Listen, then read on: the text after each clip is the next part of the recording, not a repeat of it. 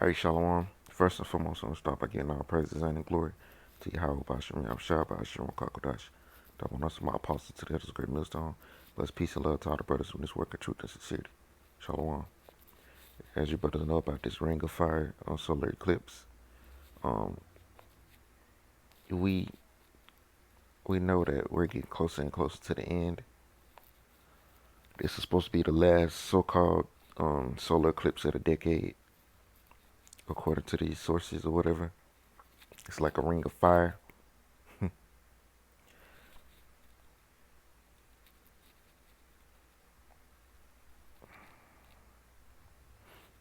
Lord created the moon,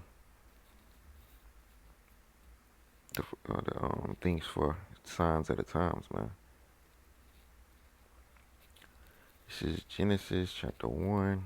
Bear with me while I find it. In 14 it says, "And the power said, Let there be lights in the firmament of heaven to divide the day from the night, and let them be for signs, and for seasons, and for days, and for years.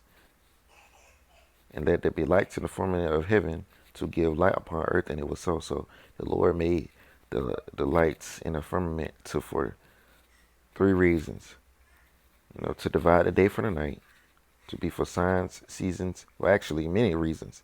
Signs, seasons, for days and years, because they tell these things. They tell the times, that we're living in. Go to the book of Joel, chapter 2, I believe. Chapter 2. I'm gonna start at verse. I'm gonna start at verse 30. It says, "And I will shew wonders in the heavens, and in the earth, blood and fire and pillars of smoke." So isn't this a ring of fire? How you have different type of moons. You have blood moons. You have, you know, um, the last blood moon was I'm not sure what year it was, but it was a couple years ago. The last blood moon, or it was it last year or the year before that one. We had a blood moon, and that's a sign of the times that we live in the last days. The Lord is from the return. Verse 31: "The sun shall be turned into darkness, and the moon into blood, before the great and terrible day of Yahweh come." So the moon has turned into darkness. The sun is turned into darkness. Is not this the sun turned to darkness? That's an eclipse, man.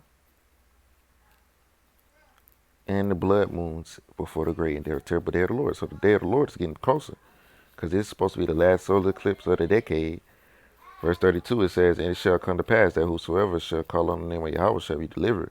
For in Mount Zion and in Jerusalem shall there be deliverance, as Yahweh hath said, in the remnant of whom Yahweh shall call." So this is a pure sign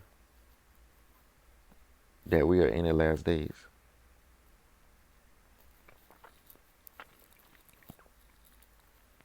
This is Sirach chapter 43, verse 5. It says, "Great is the Lord that made it, and his commandment runneth, and at his commandment runneth hastily. He made the moon also to serve in her season, for a declaration of times, and the sign of the world. For the moon is the sign of feast, a light that decreaseth in her perfection. The month is called after her name, increasing wonderfully in her changing, being the instrument of the armies above, shining in the firmament of heaven." Because the Lord created the moon to, for a decoration of times. He created the moon for, to tell you what month you in, what time of the day it is. You'll know if you which the Issacharites was, you know, they was given that skill to know the times. Issachar was given the time, that skill to know the times.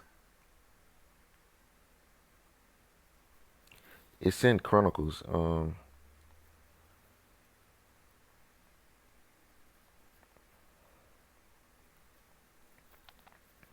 willing, I can find it real quick. It's in Chronicles. I believe I already passed it.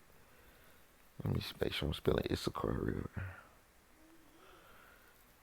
Okay, here it is. It's First Chronicles 12 and 32.